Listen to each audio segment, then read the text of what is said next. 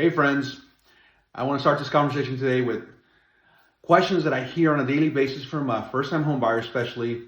And the biggest question of them all is, what can I afford? The easiest and best process, guys, to answer this question is the following. Take a full home loan application, okay? This is what's recommended. Provide the documents requested.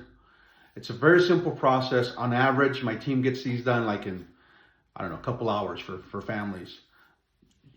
It's best to know what you can buy, number one, as a purchase price.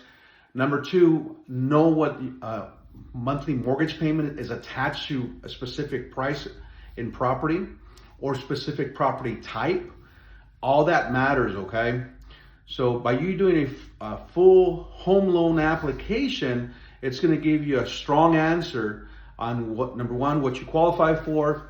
Number two, what you actually want to buy, or number three, if you're excited about both.